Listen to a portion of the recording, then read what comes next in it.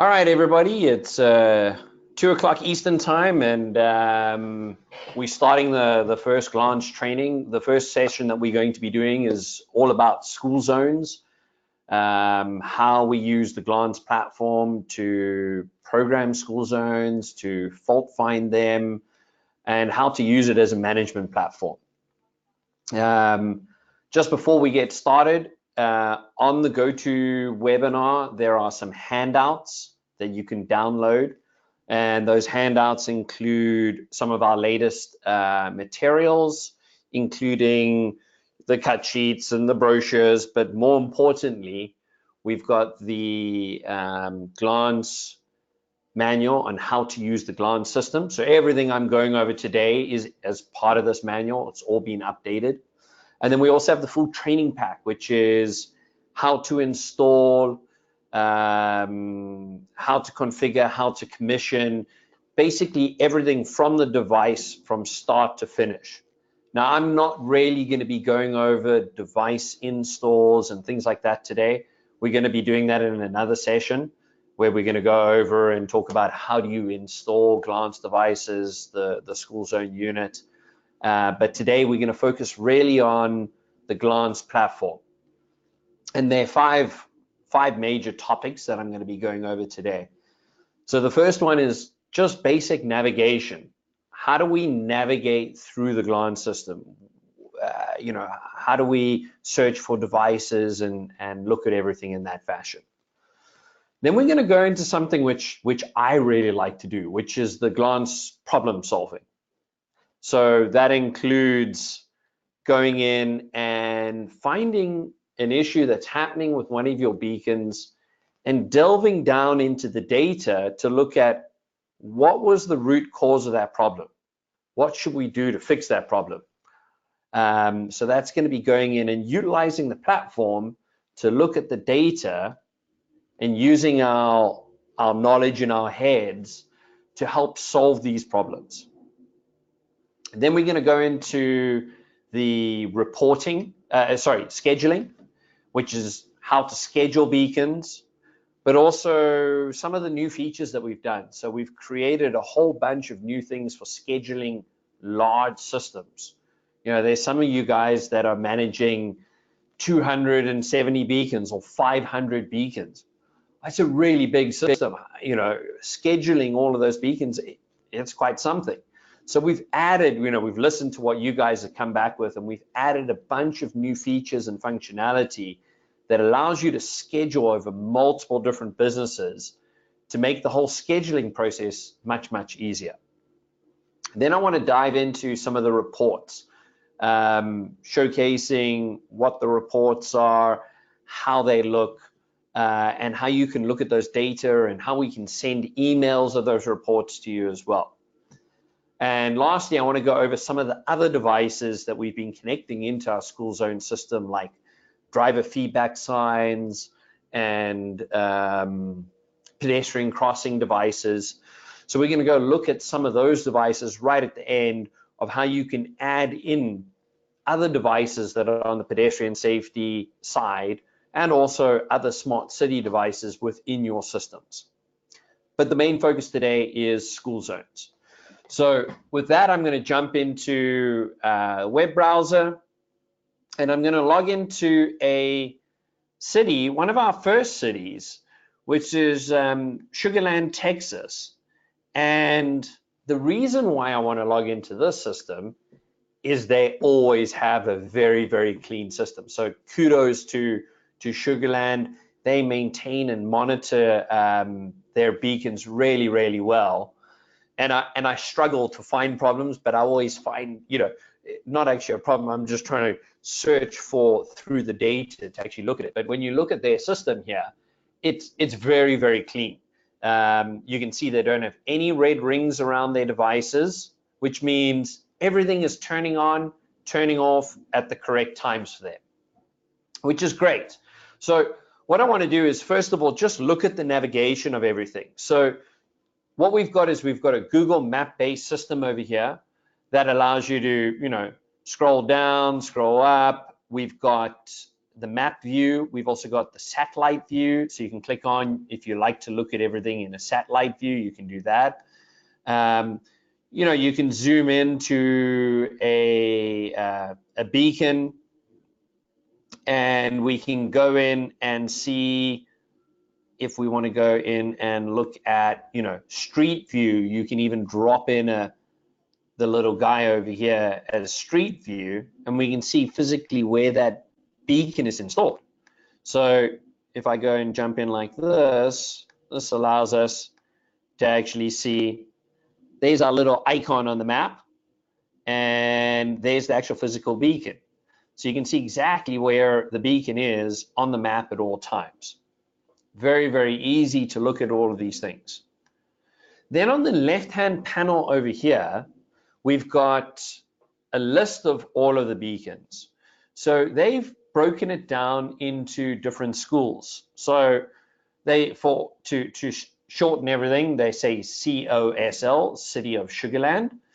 And this is the Elementary Austin Parkway with their 2 beacons here. And you can scroll down and you can see all of their different beacons. And interestingly enough, I can see here that these 2 beacons are currently on. The little blue icon over here means that these beacons are actually on at the moment. So if you ever see blue over there, the other thing to look out for is if you see a brown icon. Now, as I said, this is a very, very clean system, and they don't have very many problems. So what I'm going to do is just showcase some of the different things that we can see over here before I jump into some other systems. So if you want, you can click on a device here on the left-hand side, and it'll open up that device. But you can also click on it on the map view. So if I click on it in the map view, it's going to pop up, and this is going to show us that this is the system voltage on this system is 12.5 volts, and the if we have a look down below there, the solar array voltage is 13.6, and we can see that the beacon is currently on that device. So what we can do is go more details now, and we can click in and we can see a little bit more details about this device. So it's going to go in and you're going to see the beacon state, the system voltage, the solar array voltage, and what we can see is this information over here. The beacon's currently online. It's running their normal school schedule, and the time since last contact, the last time the beacon checked in, which we regularly check in with these beacons every 30 minutes or on a change of event. If the beacon turns on, turns off, you have a beacon failure, the voltage changes significantly, we send back that information immediately so that you get real-time communication. But if there's nothing changing, we only send it back every 30 minutes. Now this current now voltage is what the current voltage is right now. The minimum is the minimum over the last 24 hours. The max is the maximum over the last 24 hours, and the average over the last 24 hours. And then you can see the cabinet doors closed, and you can see the schedule, and you can see the next time the beacon's going to be turning on over there. This is an interesting graph that I normally look at. Very easy to tell if anything has happened here incorrectly, because you can see this was the weekend, Monday morning, Monday afternoon, Tuesday morning, Tuesday afternoon, Wednesday morning, Wednesday afternoon. It's been on this morning, hasn't come on this afternoon.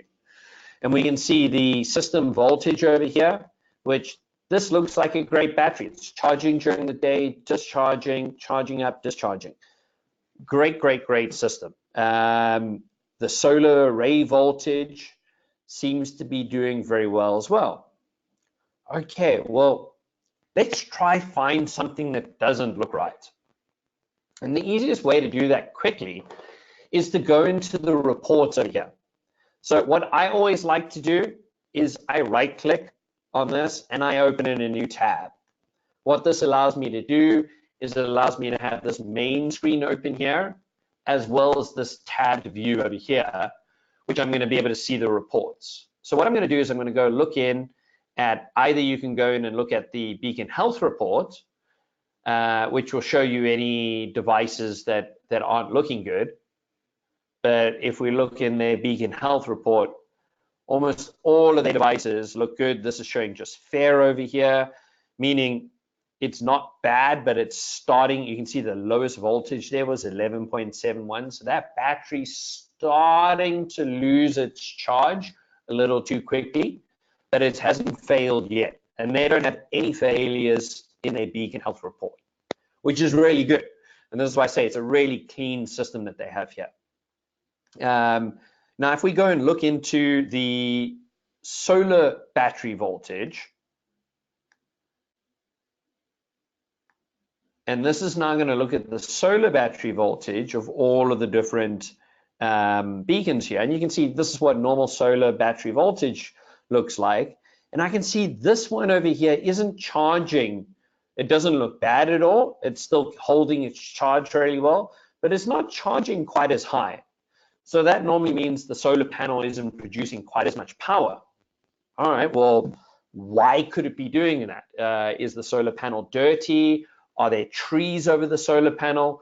It doesn't look like a bad battery, but let's go look at it. Austin southbound STL Colony Bend. Okay, so we're going to look for Austin southbound STL.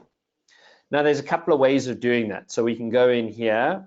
We can go back to the home view, and this is why I like opening up multiple tabs, because we can go in and we can go back from one thing to the next. So what we can do is we can go here, Austin southbound, and now you see it's just come up with the 3 different devices over here. I'm going to right click, open a new tab. The only reason why I'm doing that is because I'm going to show you another trick, which is you see there's this little cogwheel down here at the bottom. What that allows us to do is it allows us to open up this tab over here that we can turn on device names. We can also turn on Google traffic layers. So now you got an overlay of all the traffic on your map, but it also allows us to locate a device. So now I can go in here and I can say, hey, there's Austin southbound STL Colony. And then I hit this little arrow button over here. And what this does is automatically zooms into this device over here. So now I can see that's physically where it's located. All right, let's go see if there are any trees. I'm going to go over here. I'm going to drop the little man over there for street view. This looks like a very treed area. And here we go. This is the, and I'm just going past here. And you can see this is the actual beacon over here. And you can see there's quite a lot of trees around here. So they've done their best job. They've cut away some of it. You can see there is getting some sunlight. But it's most probably the reason why it's not charging quite as much is because there's physically trees there. Now, one of the other cool things, nothing to do with us, but what Google Maps has done is you can also click on this little link over here. I really like this. So this actually, if you click on this link over now, it'll open up the Google Street View link. And what this allows you to do is you can click on this little tab over here, which is the history of when Google cars have been around in this area. So we can see this is 2018 was the last time they were around, and 2016. So you can just click on 2016. You can see what the tree cover looked like in 2016 during March, or in 2015 during February.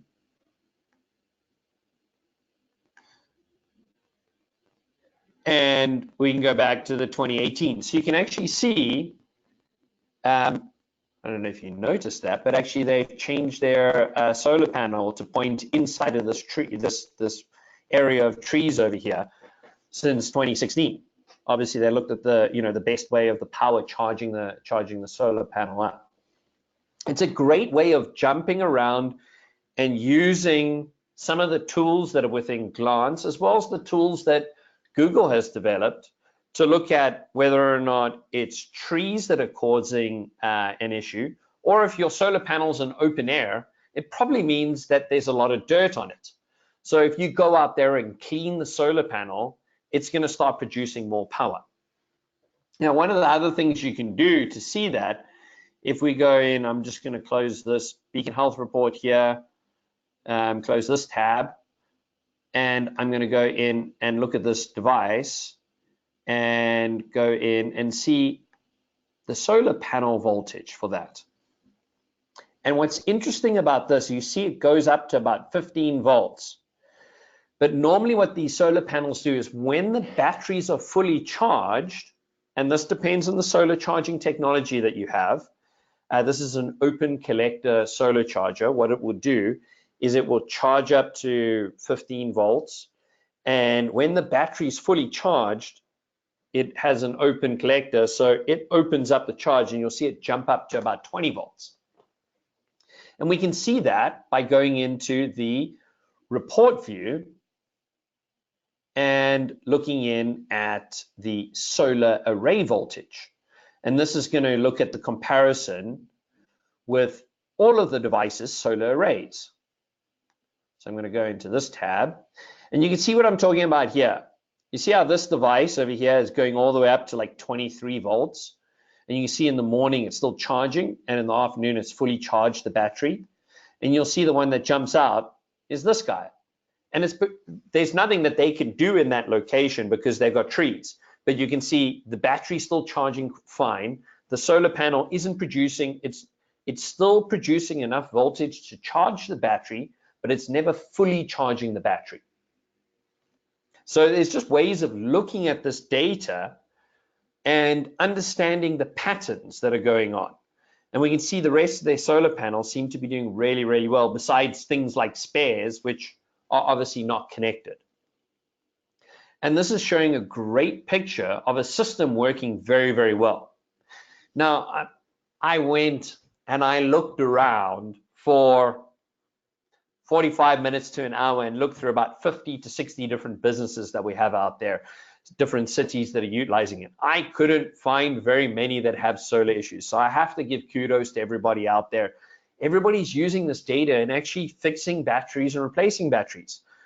I heard about from one of our customers that they had, and I'd seen that they had just replaced batteries today. So I wanted to go and look at that. So that was Manatee County in Florida.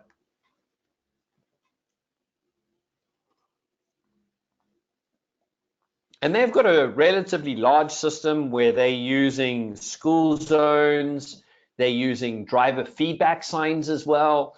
So, you know, they've got a large number of school zones that they're managing, and also they've connected up all of their driver feedback signs so they can see exactly what's happening, speeds, and everything like that. What I'm going to do is I'm going to go into these reports over here, and I'm going to go look at the report viewer, and we're going to try to find something that was wrong. And this is from the Beacon Health report. And we're going to go and look at their Beacon Health report and see if we can find what happened. So you can see over here, everything's looking good, good, good, good. Aha, here's a bad battery. You see how the battery is down at 7 volts and its maximum voltage was 8.9. That's a battery that's just totally failed. Okay, well, what do we do? So how do we find this device easily as well? So you can either type in the device name, or our devices all have a 4-digit or 5-digit number, depending on, you know, when you purchase your devices. But this is a 4-digit number here, 2496. So I can go back here and I can use the search bar and say 2496. And there's the device that comes up. And what I can do is I can click on this guy now. And this looks awesome. Have a look here. Here's the beacon state, and look at the system voltage. This is what called replacing a battery this morning looks like. See how the battery was right here at 11.2 volts, failing, and then just went off a cliff. And obviously they saw the battery failed, they went out and replaced the battery, and now it's working perfectly again. So this is something that shows how they've used the data and they've gone out and replaced the battery, and this is what a replacement looks like. We can also go look at the graph comparison page for the solar array battery voltage and go look at this, and we'll see these all look great. All look great. Everything's charging nicely, discharging, all looks great. Boom.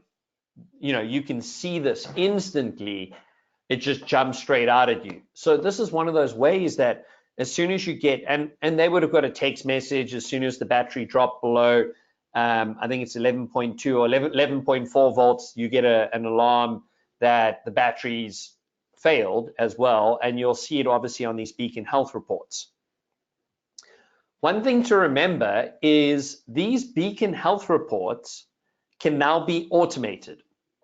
So what that means is you can receive this as an email daily or weekly, or once a month. Whenever you want to receive this report, you can receive it. So we have some customers that have asked to receive it every single day. We've got some people that are in the management side that said, well, we just want to see it on every Monday morning just to see if everything's working correctly. But it's one of those things that you can reach out to the AI sales team or your support engineer or any of your distributors and say, hey, can I get this report automated to be sent to me? Just send out an email to us, and you'll end up getting this as a standard report. So very, very easy to do. Another thing is, if you're not seeing graph comparisons with these graph comparison pages within your business, reach out to us. It's something that hasn't been configured in your system. It might have not been available when we first deployed your system.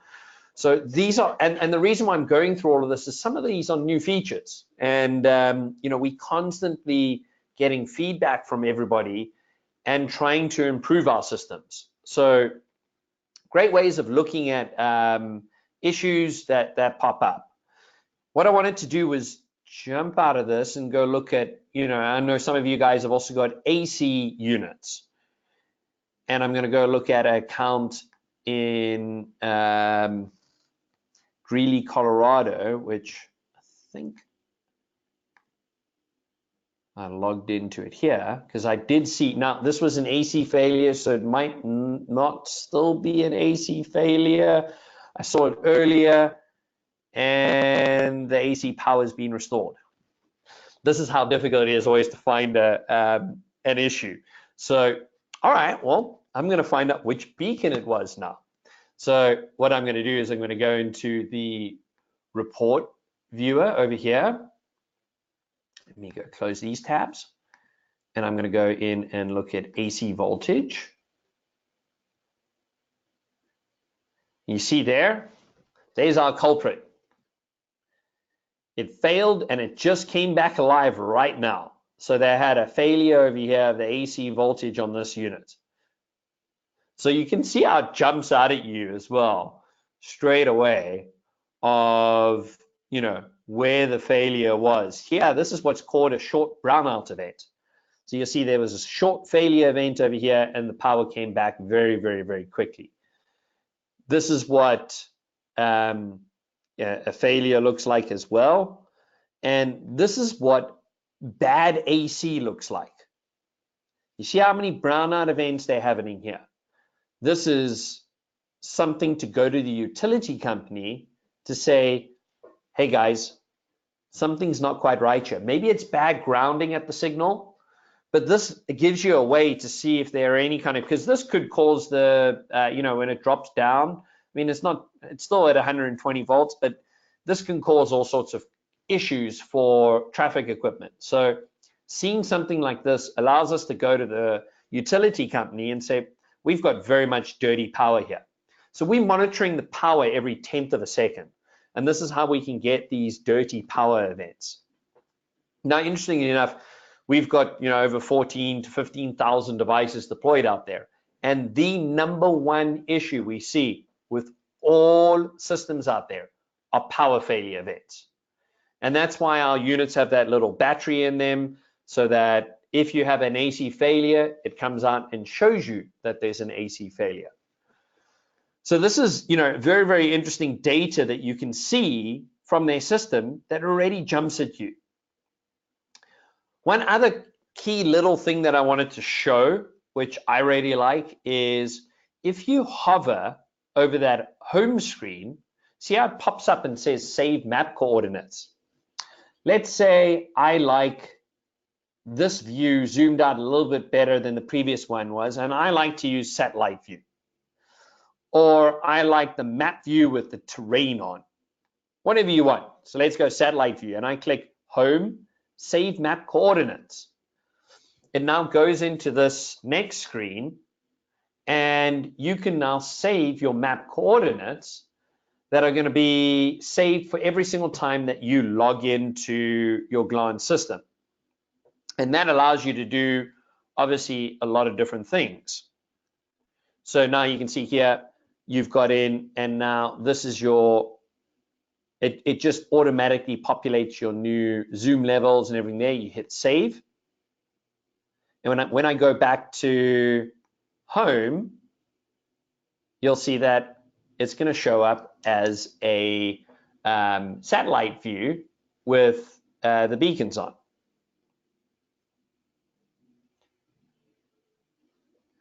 And excuse me for my Mac struggling to do GoToWebinar and everything else at the same time.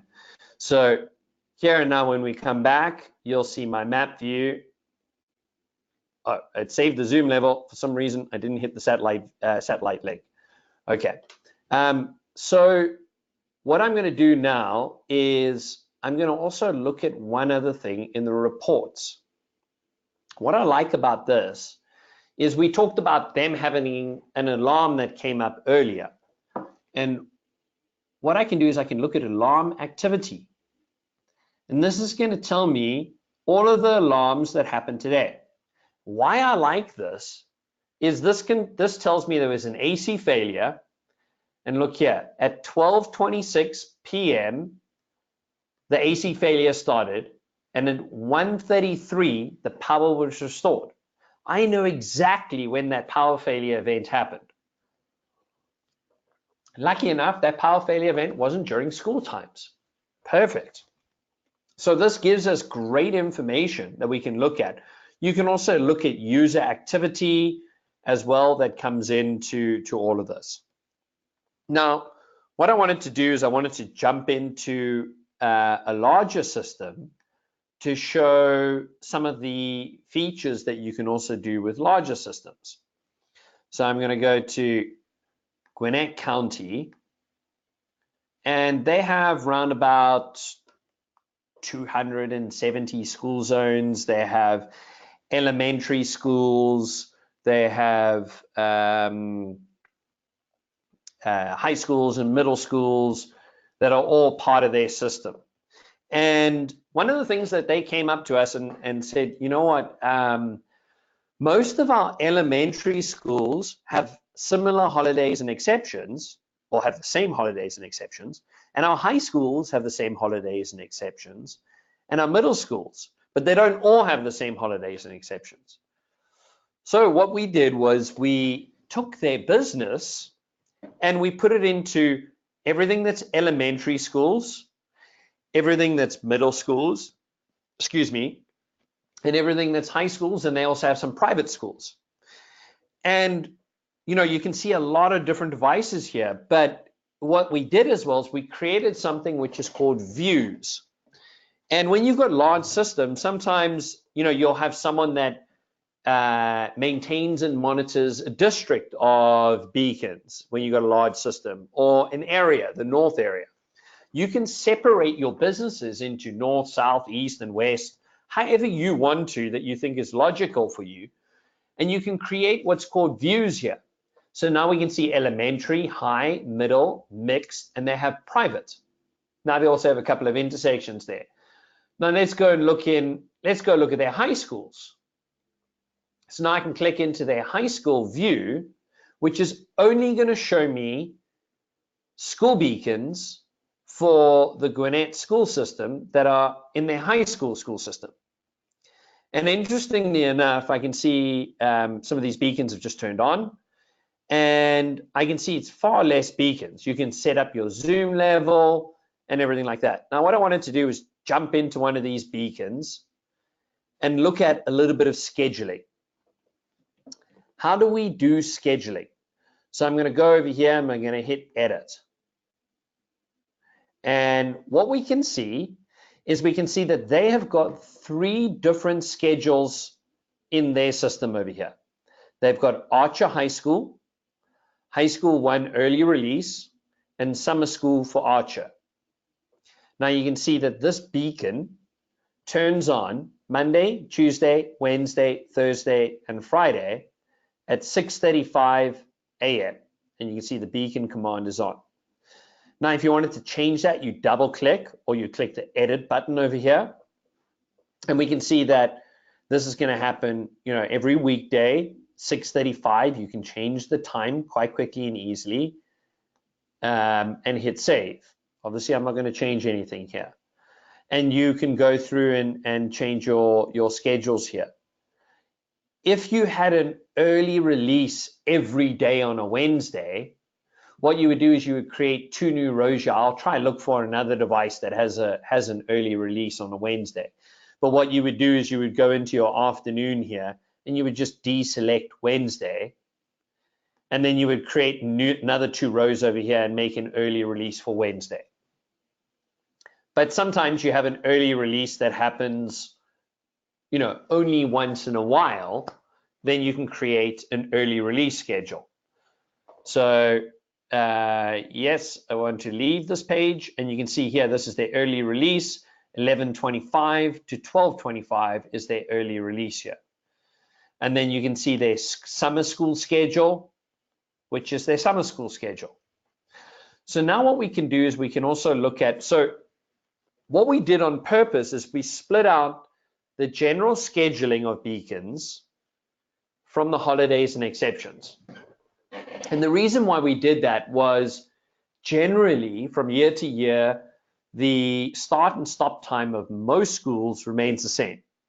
Now that's not the same all around the country, but on average, that generally is the same. So, but what always changes year on, year out are the holidays and exceptions.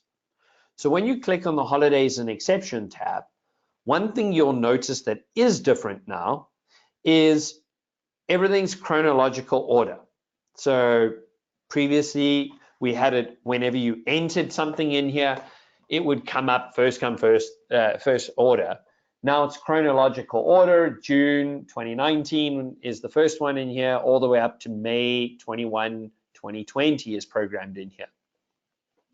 And you can see this is a holiday.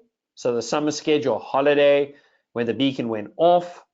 And so we can see all of these different kinds of things that come up in the system. If you wanted to move to summer, in other words, in the summer, if you had a summer schedule that you wanted to put in, you would just select summer schedule over here, and then the beacon would go into summer schedule. Now, I am not going to hit anything because I don't want to publish any schedules. What is important is that you select both beacons in the school.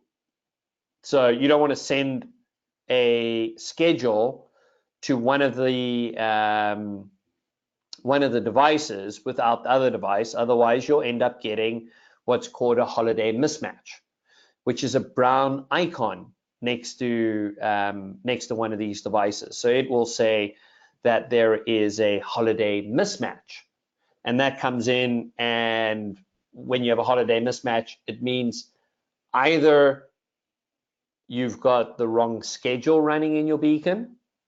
In other words, you've got a newer schedule saved into your main schedule here. And also that's something new. You see how it said, do you want to leave the page there? and I had to say okay because it saw that I've made a change. Do I really want to leave that page? And the answer was yes, I did, so I can press okay. But we're trying to cover the cases that we, catching if someone makes a mistake. And the same as if we went and made 2 beacon on commands here, and I hit, if I hit save and I tried to publish that, the system would pop up a menu and say, are you sure you want to publish 2 beacon ons in a row? It's just trying to save us making mistakes. Or on the holidays and exception tab now, if we go there and we have overlapping holidays, it will say, are you sure? We see that there is a break, in other words, a mismatch, that 2 holiday schedules are sitting on top of each other. So we're trying to catch these cases that we've seen, mistakes being made, but we're trying to catch them to try and help everybody out. What we can do, what places like Gwinnett can do now, and this is something that's new, if they've made their holiday and exception schedule, and they know it's the same for all of their high schools, you can now hit select all. And then you can publish this to all of the holidays, to all of the beacons in the high schools. And this will then send that schedule over to all of them. It'll also, if you've got early release schedules, we can download the early release schedules to the different businesses as well. What this allows us to do is it gives you a head start in terms of when you're going and scheduling your beacons.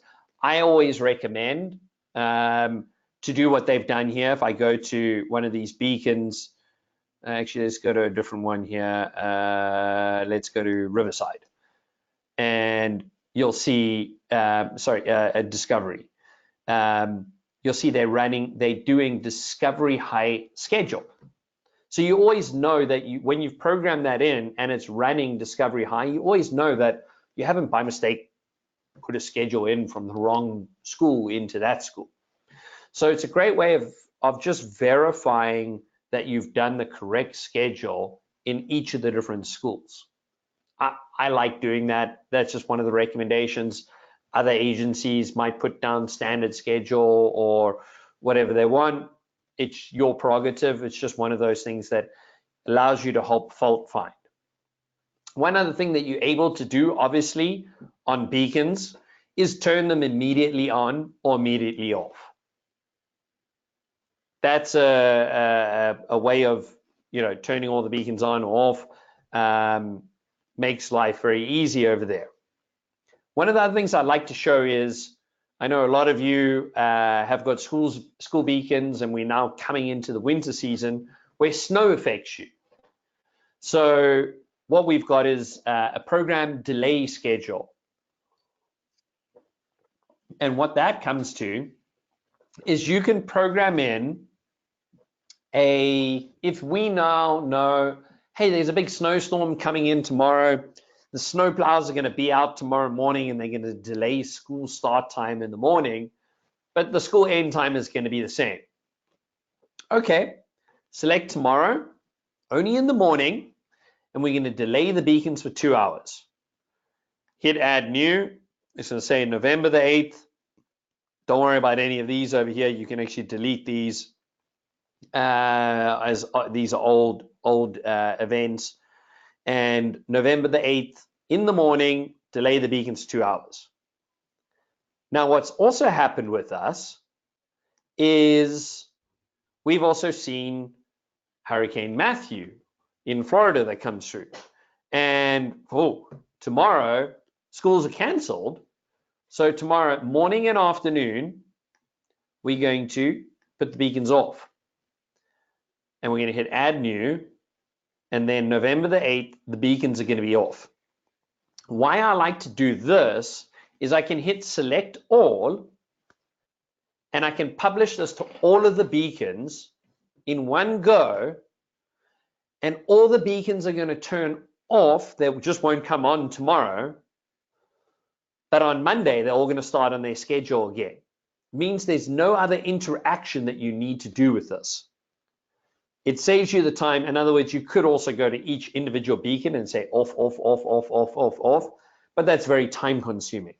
You know, if you've got a very, very small system with 4 beacons, yeah, that's fine. But when you've got 270 beacons or even 50 beacons, it's time consuming. So this is a quick way of turning your beacons off for the day that allows you to quickly go in and do these kinds of things.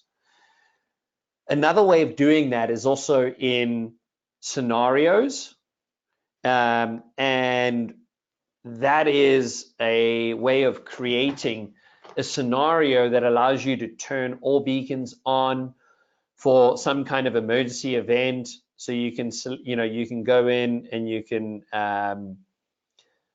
you know, create, you know, double click on the little edge over here to change names.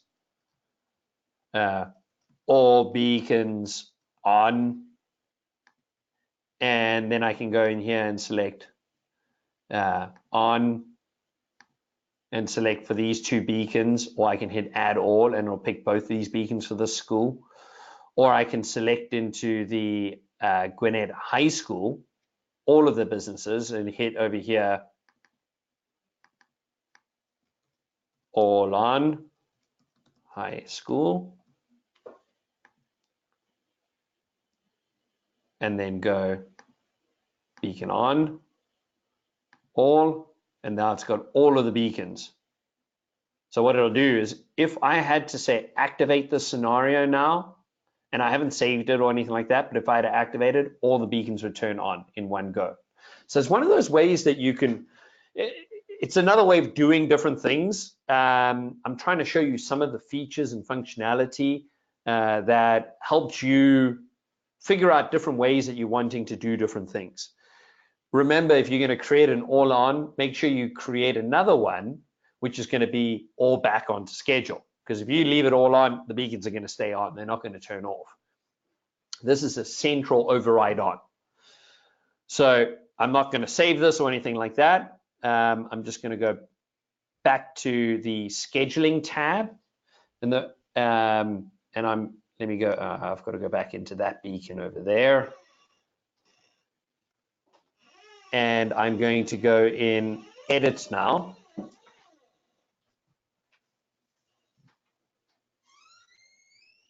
And I'm going to go to, just to show you one of the things, when you want to change the name here, you can either click on that little icon there, or you can double click over here and change the name, hit the tick button, hit save, and then it's going to save that name. So just something I forgot to show on that. I've just been notified there are 2 questions on, let me see, okay, where do I see these questions? Up here in questions. What is the voltage threshold for AC? I believe that's when the voltage drops below 80 volts. So we look at when you want to see an AC failure, as soon as we see a drop below 80 volts, and I think it's longer than a couple of seconds. So like if you have a very, very short event, we're going to basically come back and we won't send out an alarm if there's a, you know, a brownout event. And I think that's okay.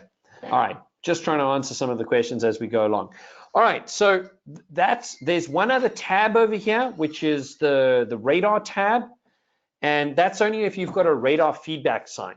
So if I go in and log out here, and I log into Marietta, Georgia, I know they've got some driver feedback signs.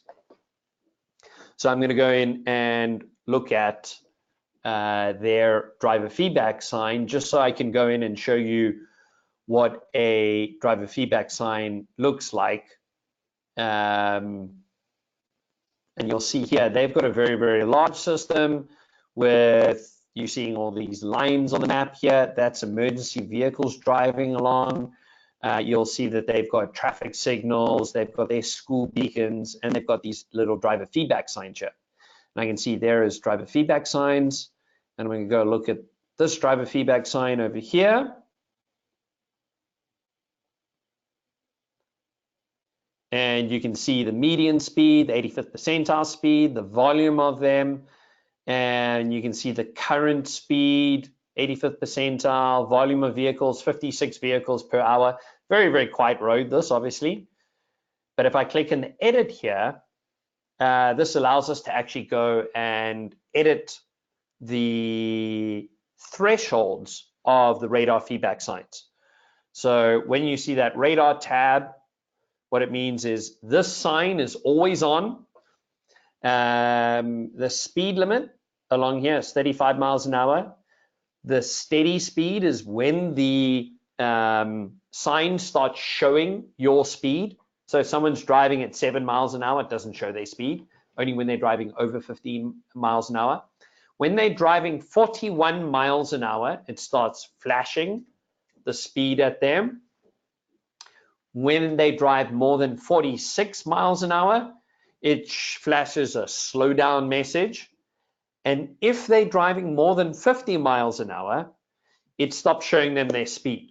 So we're trying to stop the street races from, driving down a roadway and going, oh, I drove 80 miles an hour on here, which you don't want. So this allows you to actually modify these to look at, does this affect the number of people speeding? If I change this flashing speed down to 36 miles an hour, do people slow down more?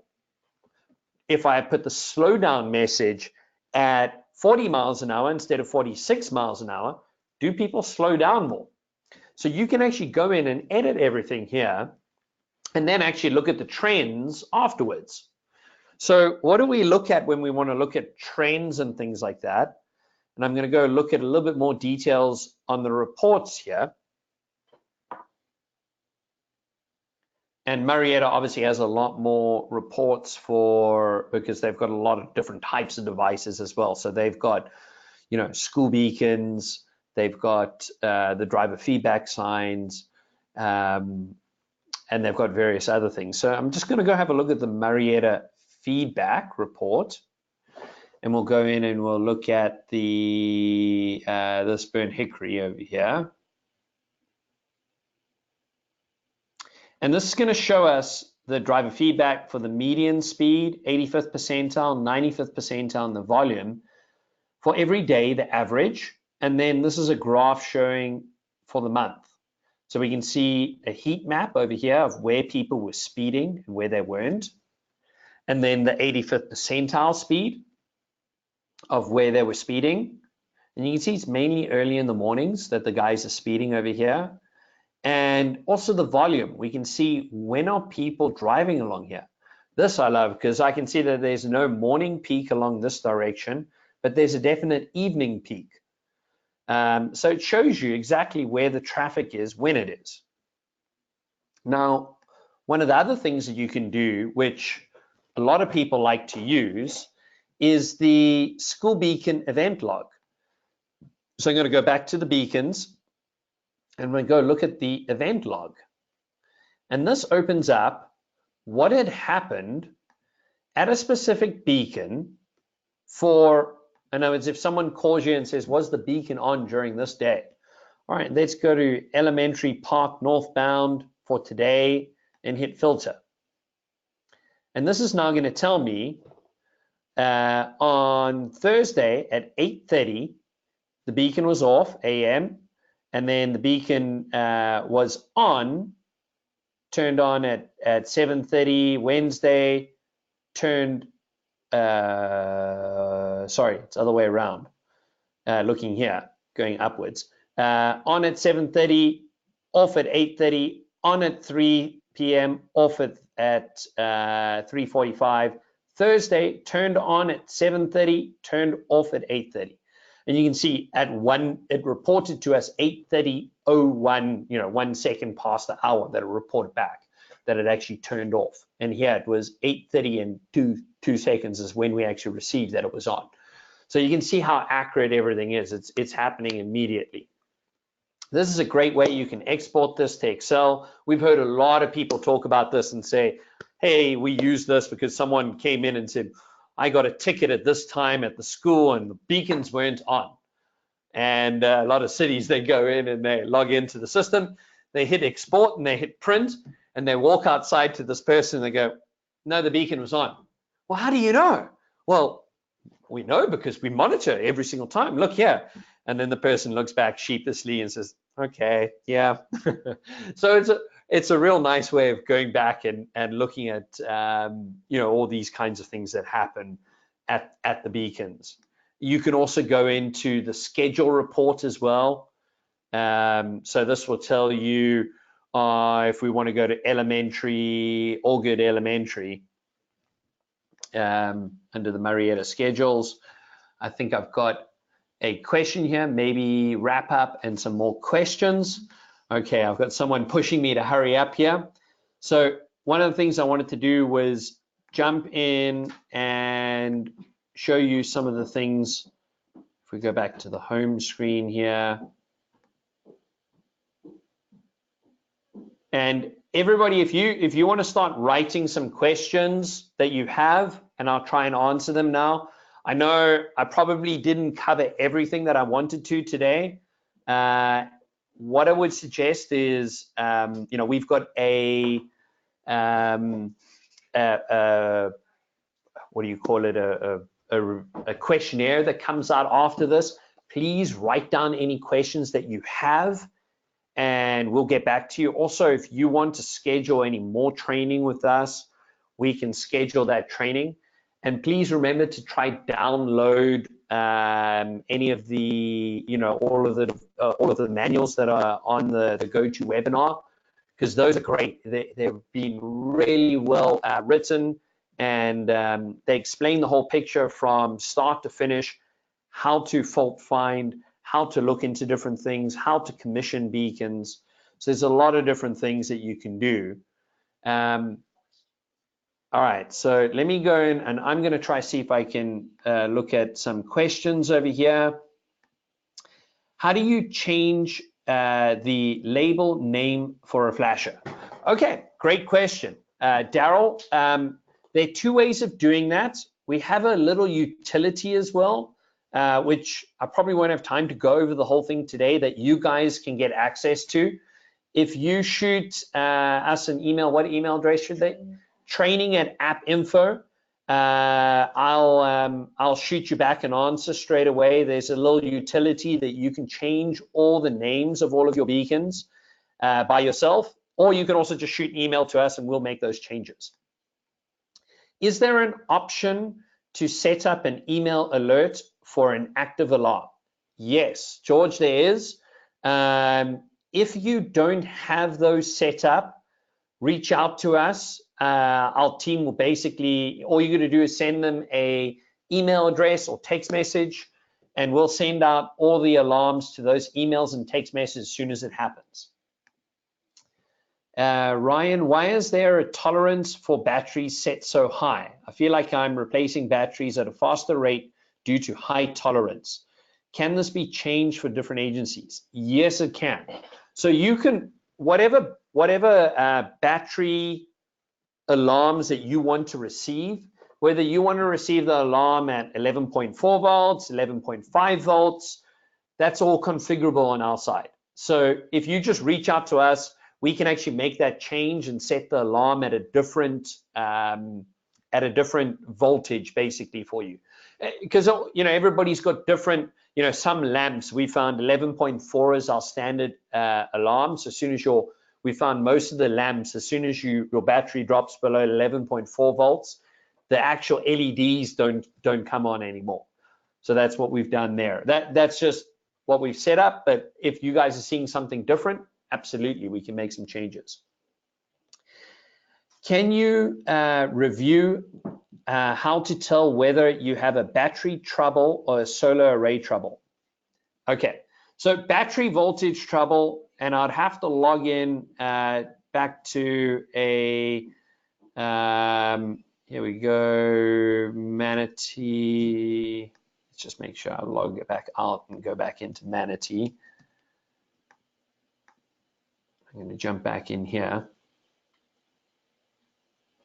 And what we do is we normally go into the, there's the report that looks at the, so our beacon health report that grabs all the data and basically uses artificial intelligence to look at the way your battery's charging and discharging over a 3-day period, and your solar array over a 3-day period, and make some calculations of whether or not we think that is where the problem is. So this will show you, if I go here, open a new tab, this will show you any of your devices that we think are showing up with, a bad battery. So here, this was showing a bad battery, and you can see the solar array wasn't even reporting back yesterday because the battery was so low. Over here, we can see that it's fair. I'm trying to see if there's any solar arrays there's another fair battery, a fair battery. I'm not seeing, there's a bad battery, which they replaced as well today. They replaced a couple of batteries today. I'm trying to find out if they've got any solar arrays. So no, they don't have any solar arrays in this business that don't look, just from the analytics that I'm looking at. But I can also go into the solar array voltage here. And depending on what type of solar charger you have, this is going to show any of the devices you see jump up to like 20 volts. That means there's excess solar voltage that it's fully charged your battery. When you see a solar panel that doesn't quite get up, so like this one's on the edge, but it still has excess charge. Yeah, as I said, that all of their solar array voltages are looking pretty good. So, and if you look in at the battery, solar battery voltage over here, this is where you'll see if there are any battery problems. So I like to use this once I've seen the report to see if anything jumps out. And that was one of the ones that jumped out over there. And trying to see if there's anything else that jumps out at me. This one here, you can see here that this isn't charging very well over here. So that's another one to go and investigate. All right. How do you troubleshoot comms failure? Great question. So comms failure happens when one of our devices doesn't respond back within a 24-hour period. Either that's the equipment has failed on our side, or there has been the power has failed for more than 24 hours, or the solar power has failed for more than 24 hours. So it could be a lightning strike, it could be something's gone loose in the antenna or something like that, that you go out and you're gonna have to physically go out to that device and troubleshoot it. How to fix main URL down? That isn't actually a thing to fix. That's just actually our device communicates over like 4 different channels, and a lot of confusion with that. If you see that, there is no issue with your device. If it says main URL down, it just means the first communication path back to Glance didn't work, and it worked on the secondary path, or it worked on the third path. So we've got 3 multiple different paths that we go through. Troubleshooting for no GPS lock. Great question. I would say if you're getting no GPS lock, a lot of the times it could be a faulty GPS. It could be, what we've seen some of the times is someone's wired the GPS antenna into the cell antenna, and then it doesn't work obviously quite as well. So what you do is, physically go look at that, whether or not there is the GPS is plugged in correctly. The number one reason, however, is actually the antenna has not been installed on top of the cabinet. So what happens is someone goes and puts in the system, and instead of installing the antenna, they put the antenna inside the cabinet, close the door. And then because you've got a cabinet around it, the GPS can't get a lock. Now I'm just telling you this just from experience, but that's, in other words, if you've installed the antenna, everything's working, first check the 2 antenna leads. If that's not the problem, there could be a broken lead. could be a faulty actual antenna, just contact us and we'll send you a new antenna. On the radar, radar is showing kilometers per hour. That's probably just a configuration issue on our side. If Jose, if you reach out to us, someone's configured you in kilometers per hour instead of miles per hour, those things can happen. So we can go in and make that change. What are the red dots around a beacon for? Great point. And I struggled to find some red dots. So I was looking around at various different businesses. That's when you have a failure. So let me go in and log into a system. I did see one, but it was a wiring issue. And I'll tell you why I know that. So I'm going to go into Arlington, Virginia.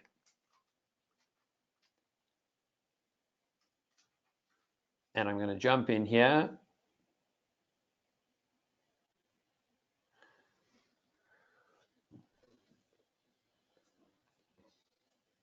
And you'll see over here, for instance, there's a red ring around the device. That means an alarm has been triggered. Okay, well, what is that alarm?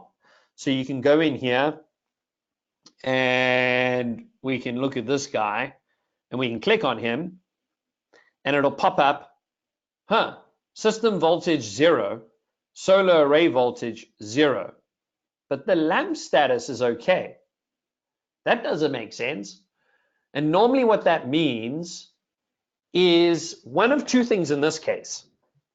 They've deployed this and have told us originally that it was a solar system, but they've now swapped it over to an AC system.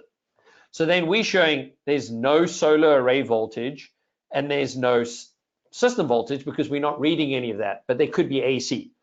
Or the alternative is the two wires haven't been wired in. The other time you will receive a red ring around your device is, so if we show a system low voltage like this one, where it's showing 0 volts, obviously that's low. But as I was saying with this device, it's definitely not a problem because I can see that the lamp status is good. So the lamps are working, which means it probably is that this device is actually a AC beacon and not a solar beacon, and it needs to be changed around in the configuration. Or you've got a lamp failure that shows up. So any red ring around on your map means that needs attention.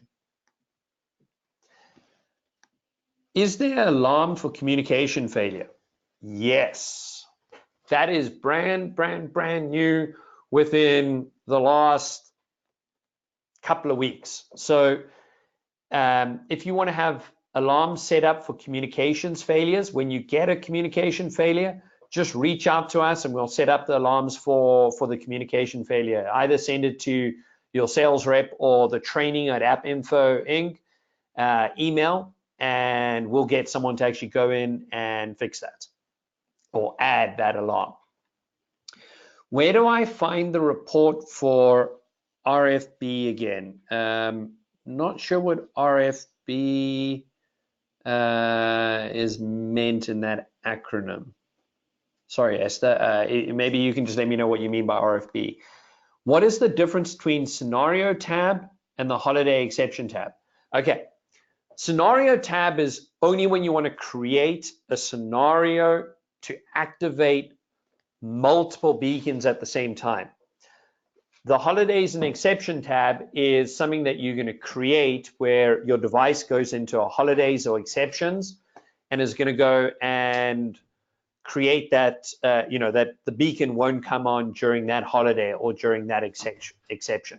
So the only time someone uses scenarios was generally in the case of, hey, Hurricane Matthew's coming through, let's turn off all of our beacons.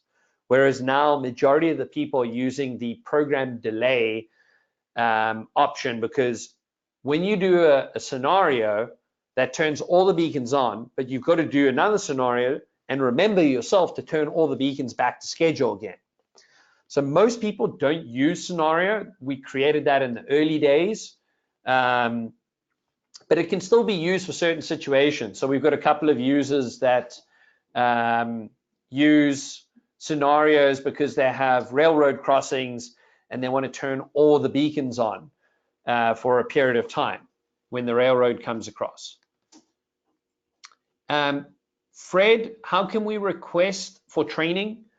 Just shoot an email to training@appinfoinc.com, and we can set up further training where we do one-on-one training with multiple different engineers and things like that, or we can actually have someone physically come in. Is there a manual command to test the flashes? Great question, Ronnie. Yes. So generally what we do is, this is the manual command here that you're going to use. So you're going to turn the beacon on. So what I do is, and this I love, this is probably one of my favorite things with the Glance system, is it's available on your smartphone. So this is how Glance looks when you've got your smartphone and you open up that device, and what you do is you hit on. While you're standing at the beacon, turn the beacon on, and then turn it back to off, turn it to schedule while you're standing there. And there's also a technician's username and password option now. And what that means is you can set up a username and password for your technicians that they can turn beacons on, off, put it back on schedule, but they can't do editing of schedules. So, there's multiple different ways of then, going and having the ability of not having everyone being able to change schedules. Can there be more than one user on the web interface system? Absolutely. I think Glance probably has over 100 people on it at all times. So you can have as many people as you want on the user interface whenever you want. Can you repeat the email address? Absolutely. And I think you guys will receive another email from us, I think tomorrow, or a follow-up email that will have the email address, which is training@appinfoinc.com. That's appinfoinc.com. Has the update to work with Travel Safely been completed? So that depends on your area. So if you want to see if Travel Safely is running, and normally what we do is we activate it on the beacons on request.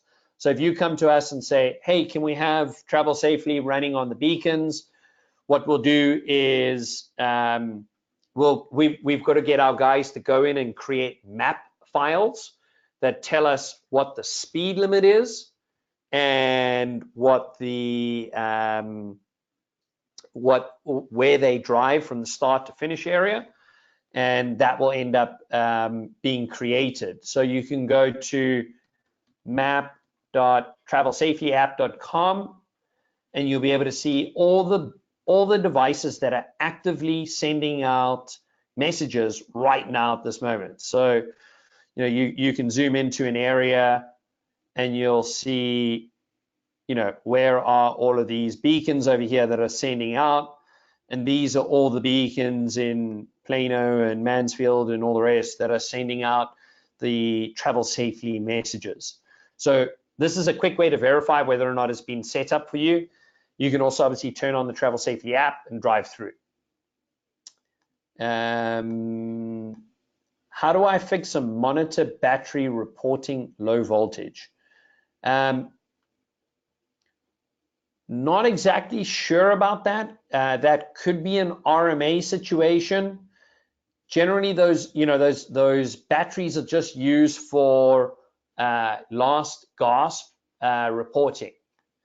Oh, rapid flashing beacon. Thank you, Sungjin. Yes, so rapid flashing beacons, obviously we can connect to those. Reports on those, I think the guys are busy creating the reports on rapid flashing beacons. And on the radar feedback signs, if you don't have reports set up, contact us. The reports, you're going to see that under your reports tab, and you're talking about the speed and everything like that, it probably just means it hasn't been set up for you.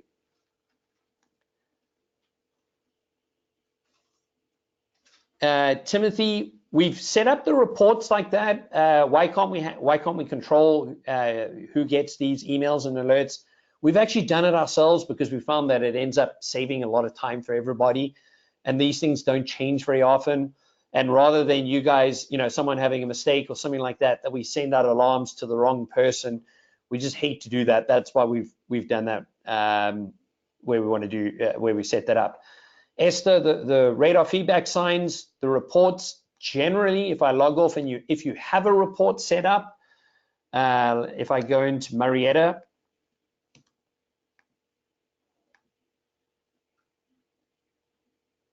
and because they've got multiple different businesses in Marietta, under the report tab, I'm just going to show you what happens here.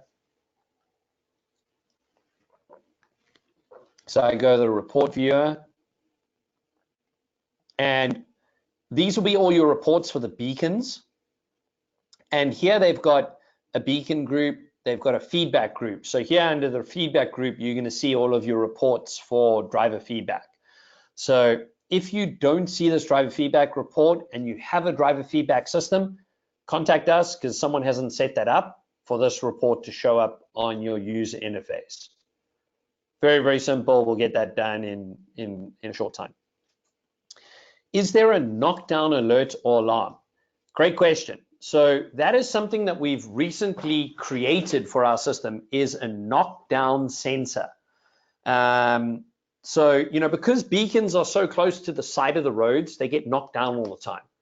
And we had this come out as, some agencies requesting this as a new feature because their beacons get knocked down and they run on a solar system. And the first time that they know about when they failed is a week after they've been knocked down, because the beacons are still turning on and turning off. And so we actually have a little sensor. It's a small little sensor that goes into your cabinet, and it detects if the device has actually been knocked down more than 10 degrees. And then it sends out an alert immediately within 30 seconds of a knockdown. How can we get rid of black school beacons? Fred, reach out to us. We'll remove the black school beacons. That's normally when you have a beacon that you've repaired and you've sent back to us, and there's a dark beacon on the, that's still there. Just reach out to Freddie or Mike Slavic or Jeff Briggs, and they'll remove that for you. It's just a quick thing for us to do. It should have been removed during the RMA process, but obviously someone forgot to do that. Awesome. I think that was the last question. I tried to go everything really quickly. Don't forget the handouts that are available on the portal. Download them, and really want to thank everyone for their time. And we're going to be doing another one of these that's going to be going over, I think, in 2 weeks or somewhere around there, on the 21st, which we're going to be going over some of the systems for doing emergency vehicle preemption. So how you add emergency vehicle preemption to the system with monitoring of the, monitoring of the actual vehicles. So where all the vehicles are, where all of the,